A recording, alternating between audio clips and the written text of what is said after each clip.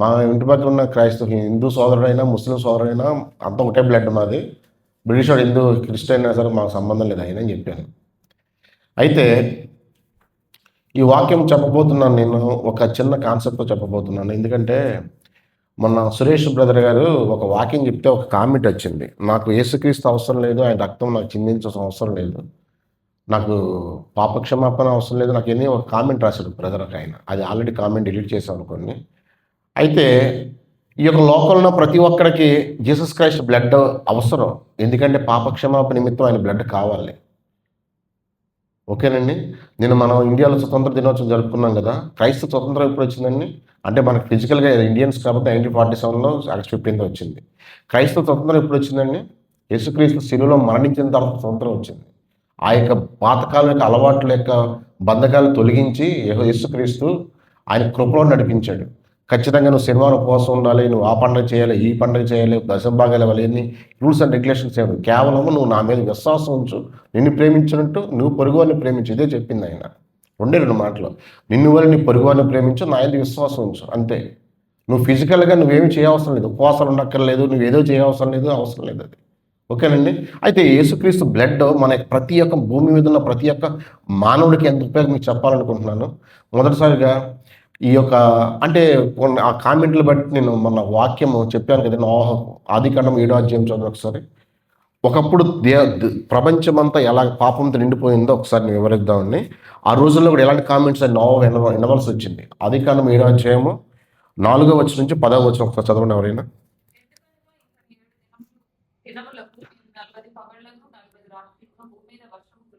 భూమి మీద వర్షం కురిపించి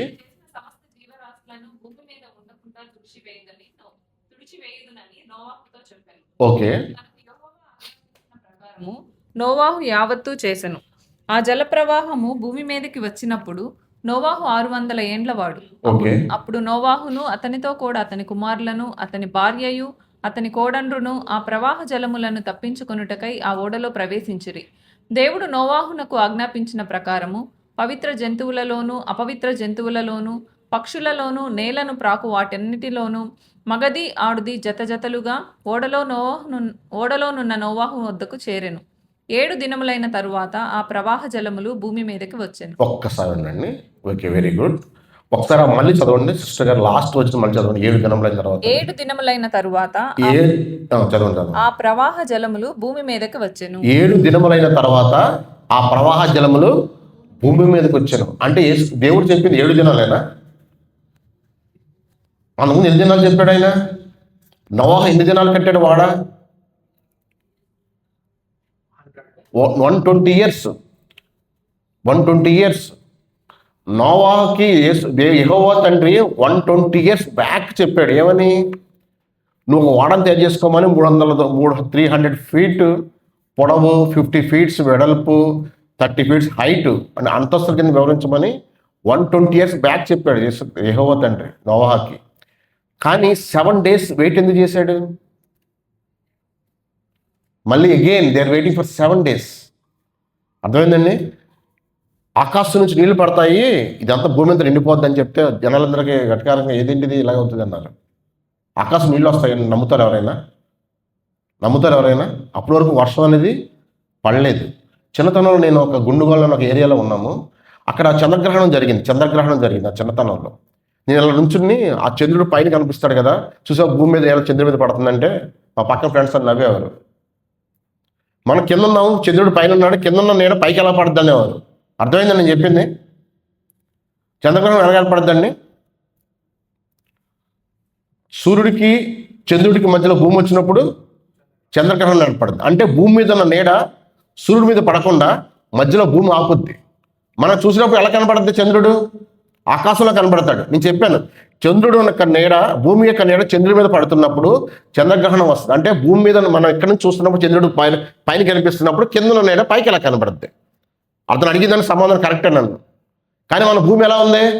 కోపర్నికస్ అని ఒక శాస్త్రజ్ఞుడు, నార్మల్ నావికుడు, భూమి చుట్టూ గుండ్రంగా ఉందని చెప్పి ఏ పాయింట్ స్టార్ట్ చేసి అదే పాయింట్కి వచ్చినప్పుడు భూమి గుండ్రంగా నిరూపించాడు మొట్టమొదటిసారి. కోపర్నికస్ అతని పేరు.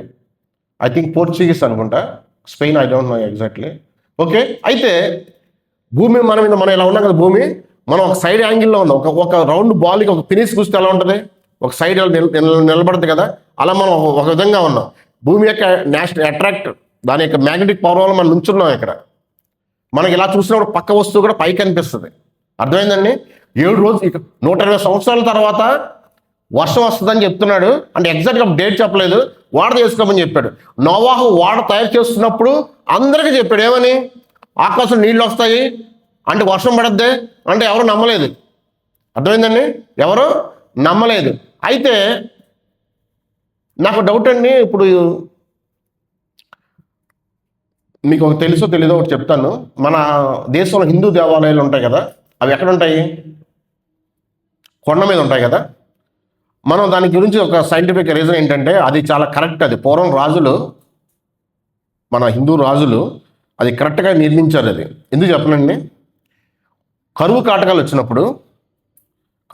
వచ్చినప్పుడు ఒకవేళ వరదలు వచ్చినప్పుడు కానీ మీరు హిందూ దేవాలయం మరి మీరు చూసినప్పుడు ఈ యొక్క కొండ మీద ఉన్నకి మండపం చిన్నగా ఉంటుంది, మనుషులు కూర్చునే ప్లేస్ పెద్దగా ఉంటుంది. కిందన దేవాలయానికి పైన దేవాలయం డిఫరెన్స్ కనపడుద్ది. వాళ్ళ అర్థం ఏంటంటే వరదలు వచ్చినప్పుడు నిండిపోయినప్పుడు ఏమవుతుందంటే ఆశ్రమం కోసం, అంటే పైకి వెళ్ళిపోతే ఏమవుతుంది, కొండ మీద ఉంటే దేవాలయం మీదకి వెళ్తే వర్షం నీళ్ళు రావు, వరదలు రావు. రస్సాంలో వరదలు ఎలా ఉన్నాయి, మనకు ఆశ్రమం మెట్లు ఎక్కడానికి మెట్లు, కొండ, దేవాలయం. వాళ్ళ ఉద్దేశం ఏంటంటే మనం అక్కడికి వెళ్ళి సేఫ్ అవుతామని చెప్పి. చాలా దేవాలయాలు అందుకే కొండ మీద కడతారు. ఇప్పుడు క్రైస్టియన్స్ కూడా చాలా మంది ఫాలో అవుతారు, నిర్మలగిరి అని, తర్వాత చాలా చర్చలు కూడా పైన కడుతుంటారు కొంతమంది. ఇది సైంటిఫిక్ రీజన్ కరెక్ట్. వాళ్ళు చేసిన హిందూ దేవాలయం మన పూర్వకాలంలో చేసింది కరెక్ట్. అది అయితే నాకేమనిపిస్తుందంటే యెహోవా తండ్రి భూమి మీద వర్షం కురిపించినప్పుడు వాడ తయారు చేయడం ఎందుకు? 120 సంవత్సరాలు ఛాన్స్ ఉంది కదా. ఒక శుభ్రంగా అరారత్ పర్వతం మీద కదా వీళ్ళ స్టాండ్ అయింది. అలా పర్వతం మీద నడుచుకుంటూ తీసుకెళ్ళిపోయి మీ జంతువులు పక్కన పెట్టుకుని లాక్కుంటూ వెళ్ళి పక్కన పెట్టుకుని ఒక పెద్ద ఆశ్రమం కట్టుకుని, కరెక్టే కదా. ఎగ్జాక్ట్లీ అంతవరకు. ఇప్పుడు మనుషుల కోసం మనుషుల యొక్క పాపాల కోసం జంతువులందరూ చచ్చిపోయినాయి కదా. మిగతా అది జతల ప్రకారం పైన పెట్టారు, మిగతా అన్నీ తీసుకోలేదు కదా. కావాల్సిన జంతువులు పైన పెట్టేసుకుని ఒక స్ట్రాంగెస్ట్ హట్ ఒకటి అంటే లేకపోతే మరి ఇల్లు ఒకటి కట్టేసుకున్నాం అనుకోండి, ఒక అరారత్ పర్వతం మీద, హైయెస్ట్ పర్వతం మీద 120 years అంటే చాలా దూరం నడవచ్చు వెళ్ళు. అలా చేసుకోవచ్చు కదా. ఇప్పుడు మీకు ఆలోచన వచ్చింది అలాగా. వాడ కట్టవలసిన అవసరం ఉంది. వాడ కట్టినప్పుడు అది ఊగుతూ ఉంటుంది కదా, లోనికి జనాలకు భయపడతారు కదా. నిజానికి నోవాహు వాడకి డ్రైవర్ ఉన్నాడా? దానికి గేట్ ఉందా? స్టీరింగ్ ఉందా? షిప్ చూసారు ఎప్పుడైనా? షిప్కి ఎవరుంటారు? క్యాప్టెన్ ఉంటాడా? స్టీరింగ్ ఉంటుందా?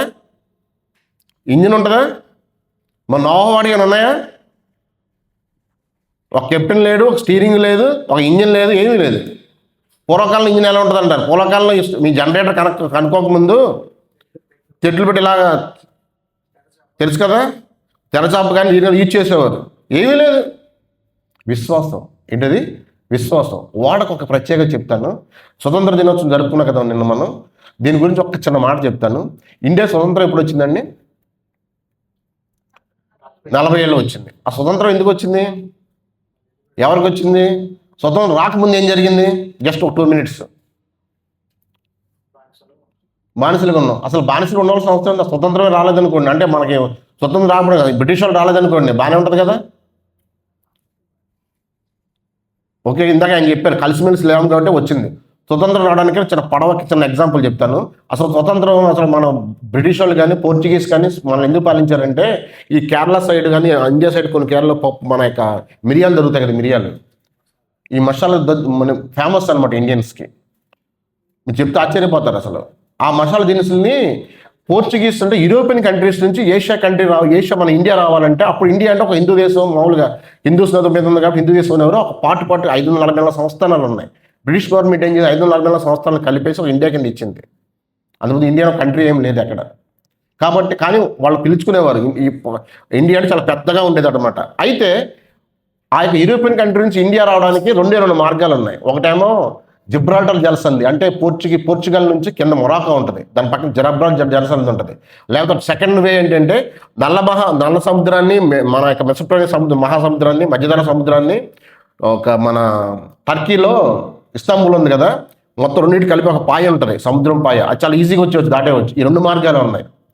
ఆ 2 మార్గాల నుంచి వచ్చి తర్వాత ఏమో ఈ ఏషియా పైనుంచి టర్కీ నుంచి ఇలా కిందకు వచ్చారనమాట. అప్పుడైతే అక్కడ టోల్ గేట్ అప్పటి నుంచే ఉంది. అది రాజులు ఏం చేశారు, టోల్ గేట్ ఏం చేశారంటే ఎక్కువ శిస్తు కట్టవలసి వచ్చింది వాళ్ళకి, యూరోపియన్స్కి. అప్పుడైతే ఎక్కువ శిస్తు కట్టవలసి వస్తుంది. మనం తీసుకొచ్చిన ఈ యొక్క మొత్తం మసాలా దినుసులన్నీ ఏమిటంటే ఎక్కువ కాస్ట్కి అమ్మవలసి వస్తుందని చెప్పి ప్రజలు కొనుక్కోవట్లేదని చెప్పి పోర్చుగీస్ కింగ్ ఏం చేశాడంటే ఇక భారతదేశానికి మనం కొన్న ఈ యొక్క పప్పు దినుసులు ఈ యొక్క మసాలాలు కొన్న ఏరియాకి రాజు ఒక సముద్ర మార్గం కనుక్కోవడం అని చెప్పి మనం అనౌన్స్ చేశాడు నావికులకి. అర్థమైందండి? మనకు బ్రిటిష్ వాళ్ళు ఎందుకు ఆక్రమించారు చెప్పండి? బ్లాక్ గోల్డ్ అంటారు దాన్ని, ఏంటి, మిరియాలు. ఓకేనండి, పెప్పర్స్. ఎస్. అయితే ఈ పోర్చుగీస్ నుంచి కొన్ని నావికులు బయలుదేరారు ఇండియాని కనుక్కుందామని. ఒక అతను మార్కోపోలో అనే వ్యక్తి ఇలా కిందకు వచ్చి అటు సైడ్ వెళ్ళిపోయాడు అనమాట. అతను ఏం కనుక్కున్నాడు అంటే వెస్ట్ ఇండీస్ దీవులు కనుక్కున్నాడు. వెస్ట్ ఇండీస్, దాని పేరు తెలుగులో చెప్పండి. వెస్ట్ ఇండీస్ తెలుగులో ఉంటారు వెస్ట్, పశ్చిమ ఇండీస్ దీవులు, పశ్చిమ ఇండియా దీవులు. ఓకేనండి, ఇండియా కనుక్కుందాం అని చెప్పి మార్కోపోలో అనే వ్యక్తి అటు వెళ్ళిపోయాడు కాబట్టి దాన్ని వెస్ట్ను ఉంది కాబట్టి ఇండియాకి వెస్ట్ ఇండీస్ అని పేరు పెట్టారు దానికి. అయితే ఈ వాస్కో డి గామా ఇక్కడ సౌత్ ఆఫ్రికా నుంచి మడగాస్కర్ ఇలా తిరిగి కాలికట్ అనే ఏరియాకి వచ్చాడు. నిజానికి వాళ్ళు వచ్చింది దేనికి, వ్యాపారం చేద్దామని. వేకి అంటే అక్కడ ప్రాబ్లంగా ఇస్తాంబుల్ ఏరియాలో ప్రాబ్లం కొంతమంది రాజులు ఆపి వాళ్ళకి ఎక్కువ టోల్ గేట్ అక్కడ వసూలు చేస్తున్నారు కాబట్టి వ్యాపార నిమిత్తం వచ్చారు. తర్వాత మీకు తెలిసిన విషయం అదంతా. అయితే ఈ కలిసిమెలిసి ఉండడం అనేది ఉండకపోవడం వల్ల ఆ రోజు మనం బ్రిటిష్ కానీ పోర్చుగీస్ కానీ ఎవరైనా ఆక్రమించగలిగారు. సురేష్ కింద చెప్పారు కదా, మనం అంటూ ఒక రాజు కింద కలిసిమెలిసి ఉంటే మనకు అసలు మన ఎవరు ఆక్రమించేవారు కదా, మన అసలు ఎవరు పట్టించుకునేవారు కాదు. ఓకేనండి, అంటే సముద్రయానానికి ఇంత వాల్యూ ఉంది. అయితే ఇక్కడ ఏం జరుగుతుందంటే 120 సంవత్సరాలు ఓడ కట్టాడు ఈ వ్యక్తి. లోనికి వెళ్ళి కూర్చున్నాడు ఫ్యామిలీ అంతా. చుట్టుపక్కల జనాలు ఏమనుకుంటారు, చుట్టుపక్కల జనాలు ఏమనుకుంటారు చెప్పండి?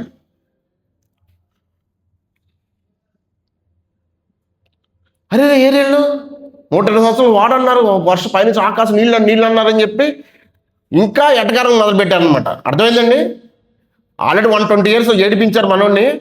ఇంకా వర్షం అని చెప్పాడని చెప్పి ఇంకేంటి పట్లేదు ఈరోజు పట్లేదు అని చెప్పి ఇంకా ఎటకారం ఎక్కువైపోయింది మనుషులకి. అర్థమైందండి?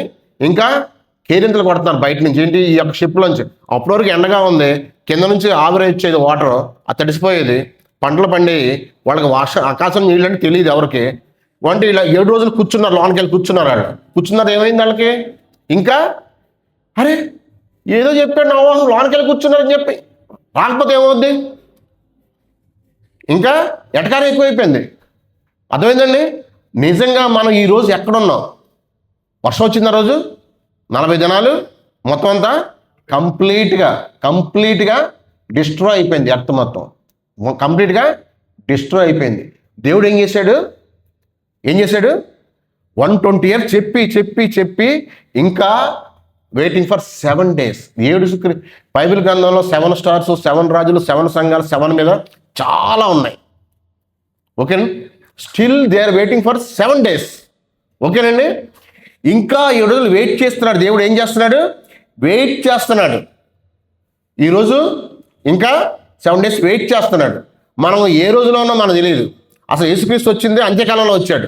కాలము సంపూర్ణమైపోయినప్పుడు భూమి మీదకి యేసుక్రీస్తు వచ్చాడు. అంటే ఆల్రెడీ సంపూర్ణమైనప్పుడే దేవుని కుమారుడు వచ్చాడు. ఆయన సెకండ్ కమింగ్ కూడా ఎండింగ్ డేస్లో ఉంది. మనం 120 yearsలో ఉన్నామా లేకపోతే 7 రోజుల్లో ఉన్నామో మనకు తెలియదు. ఓకేనండి, ఇదే మాటలు పౌలు ఒక మాట చెప్తాడు, నేను ప్రసంగం మధ్యలో చెప్తాను.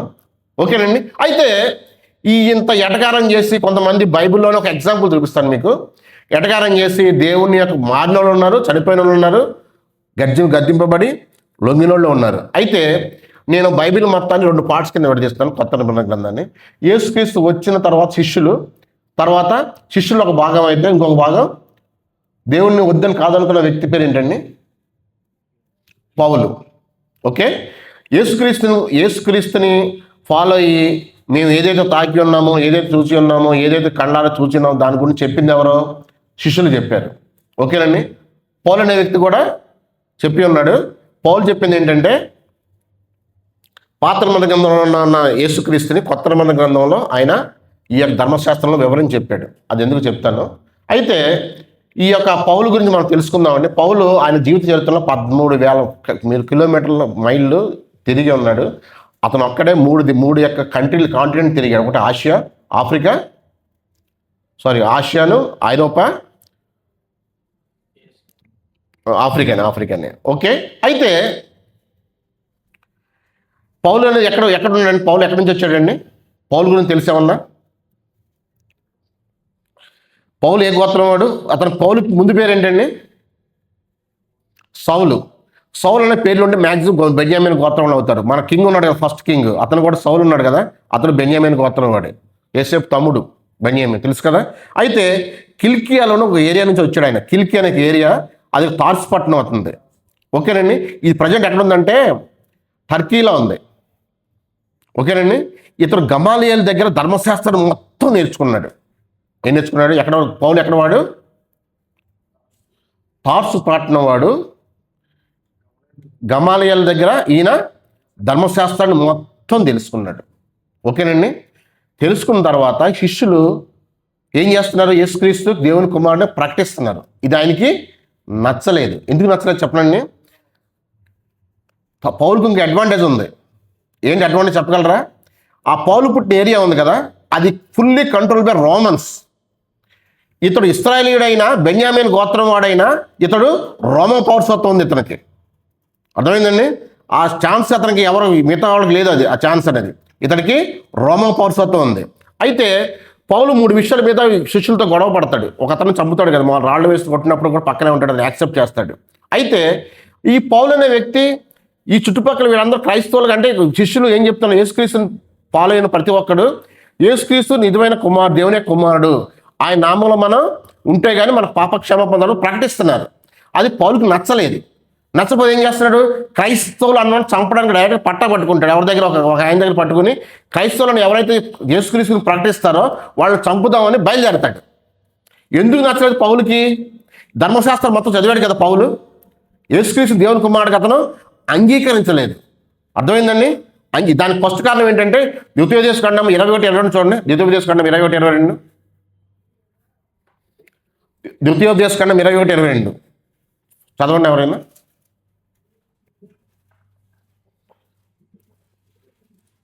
ద్వితీయోపదేశకాండం 21:22, 21 అధ్యాయం 22వ వచనం. మళ్ళీ చదవండి. ఒకడు చేయగా ఎస్ నాలుగు నిలవకూడదు. అంటే వాళ్ళ ఉద్దేశం ఏంటంటే ఎవరైనా సరే మ్రాను మీద చనిపోతే అతడు అర్హత ఉండదు. దేవుని కుమారుడు కానీ దేవుడికి అర్హత లేదు.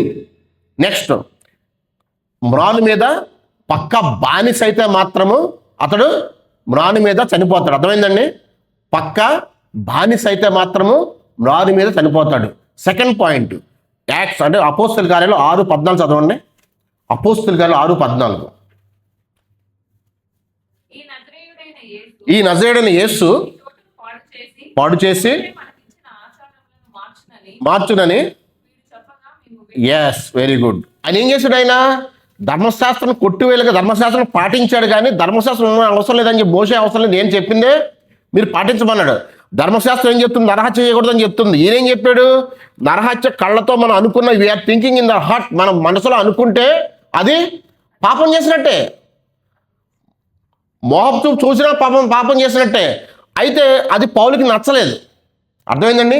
ఇతను ధర్మశాస్త్రానికి ఆపోజిట్గా మాట్లాడుతుండేమని కొన్ని పాయింట్ నచ్చలేదు. తర్వాత ఏంటంటే కృప చేతనే విశ్వాసం చేతనే కలుగుద్ది అన్నాడు. మన కృప అంటే ధర్మశాస్త్రం ఏం రాయబడింది? పాపం పోవాలంటే బలి ఇవ్వాలి. అర్థమైందండి? బలి అర్పించాలి. ఈ 3 పాయింట్ల వల్ల అతను నచ్చలేదు పౌలుకి. అర్థమైంది కదండి? అయితే ఇతను దమస్కు వెళ్తుంటే అక్కడ ఆల్రెడీ ఒక ఏరియాలో కొంతమంది చంపేసినారు. దమస్కు వెళ్తుంటే ఏమంటే పౌలు అనే వ్యక్తి సామాన్య వ్యక్తి కదండి, అతను ఒక మంచి ప్లేస్లో ఉన్నాడు. డాడీ క్రైస్తవుడు అని పేరు చెప్తే చంపడానికి అధికారం తీసుకున్నాడు ఆయన. అర్థమైందండి? అయితే మీకు ఆ విషయం తెలిసి, మీకు దమస్కులో ఏం జరిగిందో, పౌలుకి ఏం జరిగిందో కళ్ళ వచ్చి అది తర్వాత ఎవరిని హింసిస్తున్నాడు, నేనే నీ క్రీస్తు అని చెప్తాడు. అయితే ఈ చనిపోయి లేచిన వ్యక్తిని నమ్మలేదు కదా, శిష్యులు చెప్తే నమ్మలేదు కదా, కానీ పౌలు కళ్ళారా చూశాడు. నువ్వు ఎవరు అంటే ఏం చెప్తాడు? నువ్వు హింసిస్తున్న క్రీస్తుని నేనే. తర్వాత పౌలు గురించి ఏం జరిగింది మీకు తెలుసు. ఈ పౌలు గురించి చాలా పత్రికలు ఉన్నాయి, అవన్నీ చెప్పలేని టైం లేదు కాబట్టి పౌలు గురించి 2 మాటలే చెప్తాను. దాంట్లో ముఖ్యంగా ఇందాక నేను ఒక మాట చెప్పాను కదా, ఏమని? చనిపోవాలని. కొంతమంది క్రైస్తవేతలు ఏం చెప్తారంటే, ఈయన చనిపోయాడు, దేవుడైతే ఆపలేడు, దేవుడైతే మ్రాను మీద ఉండలేడు. ఈస్టర్ ఒక ప్రసంగం చెప్పాను, మీకు గుర్తుందో లేదో. ఒకవేళ నేను అనే వ్యక్తిని ఈ లిఫ్ట్ ఎక్కితే డమాలను లిఫ్ట్ పడిపోద్ది, లిఫ్ట్ షాక్ పడుతుంది, చచ్చిపోతాను తెలుసు అనుకోండి, నేను లిఫ్ట్ ఎక్కుతానా? అర్థమైందండి? లిఫ్ట్ ఎక్కను, ఎందుకంటే అది చనిపోతాడని తెలిసే నేను వెళ్ళను. కానీ యేసుక్రీస్తు చనిపోతాడని తెలిసే వెళ్ళదా? అర్థమైందని చెప్పింది. ఆయన చనిపోతాడని ఆయనకి తెలుసు, లెగుస్తాడని ఆయనకి తెలుసు. అర్థమైందండి? మన ఇష్టం ఏం చెప్తాడు, కొంతమంది ఏంటంటే యేసుక్రీస్తు చెలువు మీద వేయబడ్డాడు, అనవసరం కొట్టబడ్డాడు, ఆయన కారణంతో వచ్చాడు, చనిపోయాడు, తిరిగి లేచాడు. ఆయనకి చనిపోతాడని తెలుసు, తిరిగి లెగుస్తాడని తెలుసు. కొంతమంది ఏం చెప్తారంటే, ఇది యాక్చువల్గా ఇది ఇప్పుడు చెప్పే ప్రసంగం కాదు, కానీ ఒక మాట చెప్తాను. తండ్రి లేకని పుట్టాడు, దేవుడు కాబట్టి పుట్టాడు. అర్థమైందండి? నేను దేవుడిని ఇప్పుడు ఎవరితోనూ పుట్టాలనుకుంటే పుట్టగలను. నేను మనిషి యొక్క మగవాడు అవసరం అయితే తండ్రి అవసరం పుట్టాలనుకుంటే ఇక నేను దేవుడిని ఏమవుతాను? పుట్టించినోడు దేవుడు అవుతాడు. అర్థమైందండి? కన్య గర్భవతి దేవుడు కాబట్టి ఏదైనా చేయగలడు. ఓకేనండి? అయితే ఆయన చనిపోయాడంటే ఆయన తెలుసు, ఆయన చనిపోతాడని చెప్పి తిరిగి లేస్తాడని తెలుసు, మళ్ళీ సెకండ్ రాకల్లో వస్తాడని ఆయనకి తెలుసు. అయితే ఈ విషయాలను తర్వాత గ్రహిస్తాడు. ఎవరు గ్రహిస్తాడు? పౌలు గ్రహిస్తాడు. అయితే ఈ చిన్న మాట మీకు ఎవరు చూపించవచ్చు, చాలామంది చూపించుంటున్నామో, కానీ ఈ యొక్క యేసుక్రీస్తు ఎందుకు చనిపోయాడని దానికి ఒక కారణం ఉంది. నేను దేవుడు ముగ్గురు ఒకటని చెప్పి తర్కించను, కానీ దేవుడు అక్కడే మనుషులు ముగ్గురు కింద ఏర్పడ్డ, అది మనకు బహిర్గతంగా చూపించబడ్డాడు. యెహోవా తండ్రి యేసుక్రీస్తు, తర్వాత పునరుద్ధారణి పరిశుద్ధాత్మ దేవుడు. అయితే నేను వాక్యం చూపిస్తాను. హెబ్రీయులకు 9:16 చూడండి. హెబ్రీయులకు 9:16.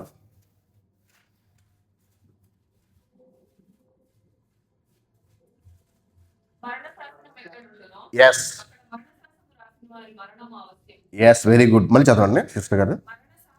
మరణ శాస్త్రం ఎక్కడ ఉండునో అక్కడ మరణ శాస్త్రం రాసిన వాడికి మరణము అవశ్యము. మరణం శాస్త్రం రాసిన వాడికి మరణం లేకపోతే ఆ శాస్త్రానికే వాల్యూ ఉండదు. మరణ శాస్త్రం రాసింది ఎవరు? దేవుడు రాశాడు కదా, ఆయన కుమారుడే కదా. ఒక దేవుడు, ముగ్గురు మనుషులు, ఆయన కుమారుడు కదా, చనిపోయాడు. మరణశాస్త్రం రాసిన వాడికి మరణం చెందకపోతే మరణ శాస్త్రానికి వాల్యూ ఉండదు. 25, 26 చదవండి ఒకసారి. అదే అధ్యాయం. అంతేకాదు, ఎస్, తన్ని కాని రక్తము తీసుకుని ప్రవేశించినట్లు అనేక పర్యాయములు, ఎస్, మొదలుకొని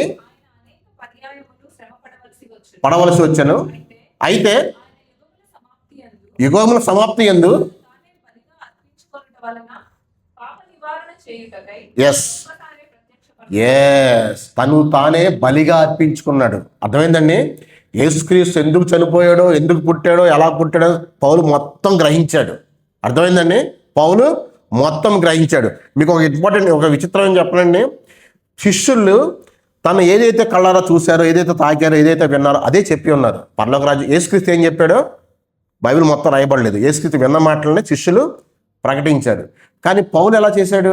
పౌలు యేసుక్రీస్తు చూడలేదు కదా, ఫిజికల్గా చూడలేదు. ఆయన ఆ కళ్ళలో చూశాడు, అంతా ఓకే. ఫిజికల్గా చూశాడా? ఆయన తిరగలేదు కదా. మరి ఆయనకి ఎలా తెలిసింది వాక్యం చెప్ప? ఇన్ని గ్రంథాలు, ఇన్ని పరిశుద్ధ, ఇన్ని రాశాడు. ఎలా రాశాడు? ఆయన యేసుక్రీస్తు గురించి కళ్ళారా చూశాడని రాశాడు కదా. అయితే మీకు ఒక డిఫరెన్స్ చెప్తాను చూడండి. శిష్యులు అనేవాళ్ళని పౌలు ఇద్దరు 2 పాటలు విడదీసాం అనుకోండి. ఈ శిష్యులు యేసుక్రీస్తు గురించి ఏది విన్నారో ఆయన ఏం చెప్పారో అదే చెప్పారు. కానీ పౌలు ఏం చేశాడంటే, ఆయన ఎవరి దగ్గర నేర్చుకున్న ధర్మశాస్త్రాన్ని, గమలీయేలు దగ్గర మొత్తం ధర్మశాస్త్రం నేర్చుకున్నాడు కదా. ధర్మశాస్త్రం మొత్తం యేసుక్రీస్తు గురించి, దేవుని కుమారుడు గురించి పుట్టడం, చనిపోవడం ఉంది కదా. ఎప్పుడు మీరు ఎక్కడైనా చూడండి, ఈ యొక్క పాత్ర గ్రంథంలో వాక్యం ఉందనుకోండి, ఖచ్చితంగా అది పత్రికల్లో, పౌలు రాసే పత్రికలో ఆన్సర్ దొరుకుతుంది మీకు. అర్థమైందండి? మీరు ఎక్కడ చూడండి, పాత గ్రంథంలో ప్రతి వాక్యము మీకు పౌలు రాసిన పత్రికలో మాత్రం మీకు ఆన్సర్ దొరుకుతుంది. మీకు ఆల్రెడీ ఇతడు బాగా నిష్ఠాతుడైన మా ధర్మశాస్త్రం మొత్తం తెలుసు ఈయనకి. ఆ చదివి యేసుక్రీస్తు దేవుడు 3 రోజులు కనిపించిన తర్వాత ఆయనకి అర్థమైంది. పౌలుకి ఏమైనా ట్రైనింగ్ ఇచ్చారా? చూడండి, గలతీలకు 1:13 చూడండి. గలతీలకు 1:13. గలతీలకు 1:13. పూర్వమందు యోధ మతస్థుడైన ఉన్నప్పుడు దేవుని సంఘమును ఓకే విశేషత కలవాడే ఓకే అనేకుల కంటే యూదుల మతములో ఆధిక్యం నొందితునని వింటిరి. మొదలుకొని పత్రికపరిచి దేవుడు అన్ని జనులలో తన కుమారుని ప్రకటింపవలనని ఆయనను నా యందు బయలుపరప అనుగ్రహించినప్పుడు మనుష్య మాత్రలతో నేను సంప్రదించలేదు. చదవండి. నాకంటే ముందుగా అపోస్తలులైన వారి యొద్ద యెరూషలేమునకైనను వెళ్ళలేదు, కానీ వెంటనే అరేబియా దేశంలోకి వెళ్ళి తిని. అర్థమైందండి? ఆయన ఎక్కడన్నాడు? ఆయన ఎక్కడ నిన్నట్టు రాసిపడిందా? 26 చదవండి, 25, 26 చదవండి లాస్ట్. అదే సారీ 21 కదా, లాస్ట్ 20, 27 చదవండి. 21 వచ్చి అదే సేమ్ అదే చాప్టర్ 21 వచ్చిన పైన చదవండి. 20 చదవండి. ఈ సంగతులు అబద్ధం ఆడటం లేదు, ప్రాంతంలోకి వచ్చి తిని ఏదో సంఘంలో వారికి ఏకుంటే కానీ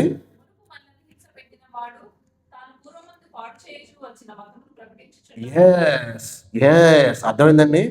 ఈ యొక్క సౌలు అనే వ్యక్తి పౌలుగా మారిన తర్వాత ఓకేనండి, ఎవరైతే దేవుని ఎటకారం చేశాడో, ఎవరైతే దేవుణ్ణి అబద్ధం అన్నాడో, ఎవరైతే యేసుక్రీస్తు కాదన్నాడో, కొట్టి రాళ్లతో చంపడానికి దగ్గర అవకాశం చంపడానికి ప్రయత్నించాడో ఆ వ్యక్తిని దేవుడు పూర్వం ముందు మనం ఎవరైతే గురించి భయపడ్డామో ఆ రోజు ఆ వ్యక్తి ఈరోజు ఆయన గురించే ప్రకటిస్తున్నాడు.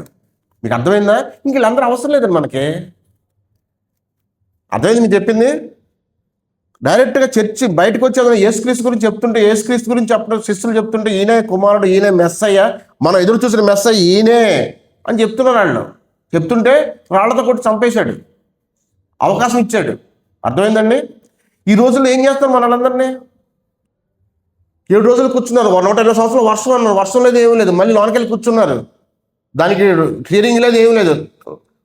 ఐ థింక్ ఒకటే డోర్ కదా, అది ఒకటే డోర్, ఒకటే కిటికీ అనుకుంటా. అయితే మరి అది డోర్ తీయబడిందా మూయబడిందో తెలియదు, కానీ 7 days they are waiting, God also wait చేశాడు అనమాట. మనం ఈరోజు ఎక్కడ ఉన్నాం మనకి తెలియదు. అయితే పౌలు చివరిసారి ఒక మాట చెప్పాడు. 1 కొరింథీయులు 1:18 చూడండి.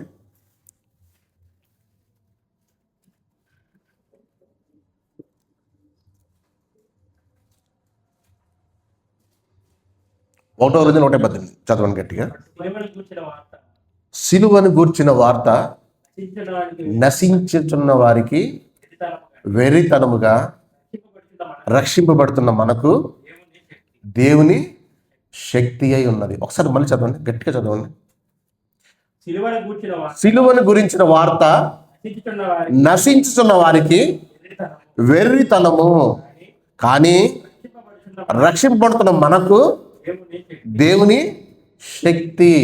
ఆ 7 రోజులు వర్షం రాలేదు, 120 సంవత్సరాలు వాడగట్టాడు, వర్షం రాలేదు, ఇంకా లోనకి వెళ్ళి కూర్చున్నాడు, వర్షం లేదు, ఏం లేదు. ఇంకా ఎక్కువగా ఎటకారం అయిపోయింది జనాలకి. ఏమని? ఇంకా కేలింగ్ చేస్తున్నారు. దేవుడు అక్కడ తలుపు తీశాడు, ఇంకా 7 రోజులు టైం ఇచ్చాడు. లాస్ట్ అనమాట. ఎక్కడ? లాస్ట్. ఖచ్చితంగా నువ్వు పుట్టావు, ఖచ్చితంగా నువ్వు చనిపోతావు, 100% షూర్. నువ్వు ఎన్ని చేసినా సరే, నువ్వు గ్లామర్ని కాపాడుకోవచ్చు, ఇంజక్షన్ చేయించుకోవచ్చు, ఎన్నైనా చేసుకోవచ్చు, నువ్వు మహా అయితే 100 సంవత్సరాలు ఎక్స్ట్రా పెరగవచ్చు, కానీ ఖచ్చితంగా నువ్వు ఒకరోజు చనిపోతావు. ఖచ్చితంగా చనిపోతావు నువ్వు. ఆ చనిపోయిన తర్వాత నువ్వు ఖచ్చితంగా ఎక్కడికి వెళ్తానో తెలియదు. ఏముందిలేండి, మీ ఎవరు చూసి వచ్చాడు అని అన్నారు. అంతే కదా మనం చెప్పేది.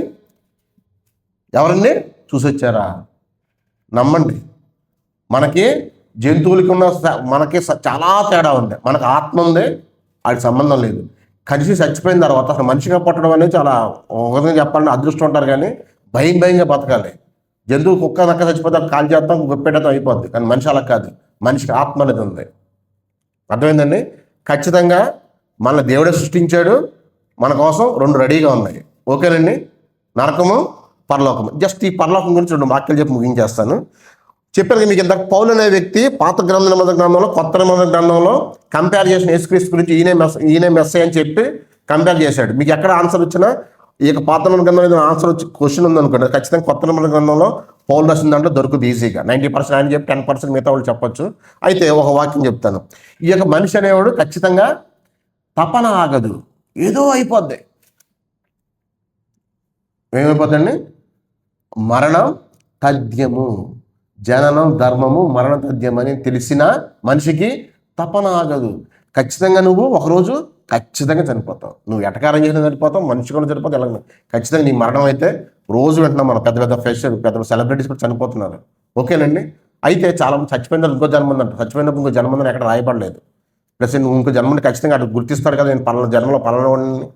అయితే చిన్న వాక్యం పరలోక రంగం గురించి చెప్తానండి. మత్తయి సువార్త 6వ అధ్యాయం 19-20 చదవండి. మత్తయి 6వ అధ్యాయం 19-20.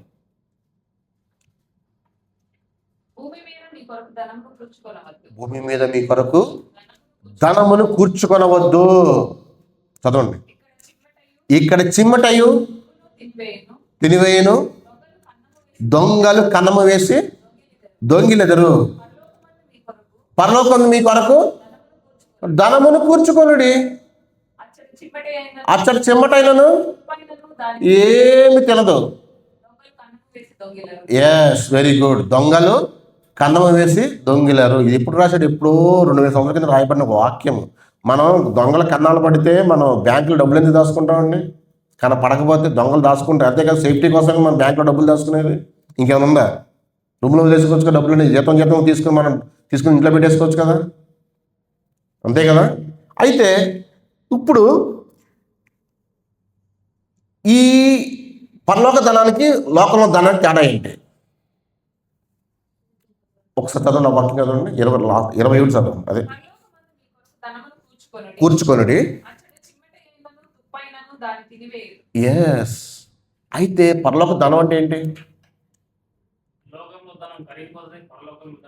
ఎస్, అదేనండి. పరలోక ధనం అంటే ఏంటి, లోక ధనం అంటే ఏంటి?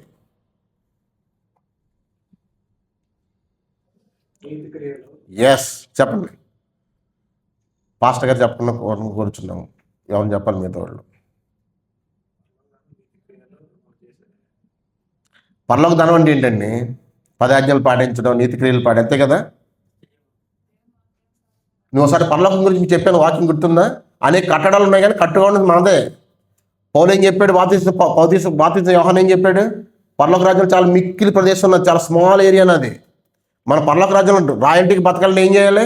ఇక్కడే మనం సప్లై చేయాలి, మెటీరియల్ సప్లై చేయాలి. ఇక్కడే మెటీరియల్ సప్లై చేయాలని ఏం చేయాలి? పొద్దున్న లెగ్గానే ప్రేయర్ చేసుకోవాలి. ఓకేనండి?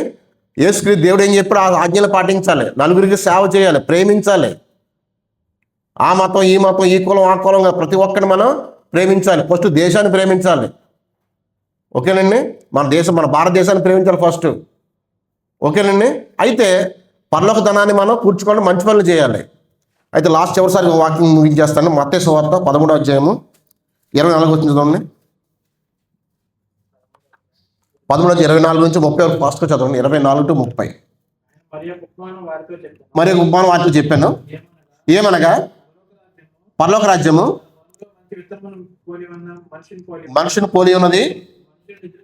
నిద్రించుండగా అతను శత్రువు వచ్చి గోధుమ మధ్య గురుగులు విత్తిపోయాను. Yes yes. వచ్చి విత్తితి కదా. ఓకే, ఒక్క నిమిషం ఉండండి. అది లాస్ట్ 30 చదవండి. 30 వచ్చిన కోతకాలం ముందా రెండింటిని కలిసి ఎస్ ఎదగనీయుడి.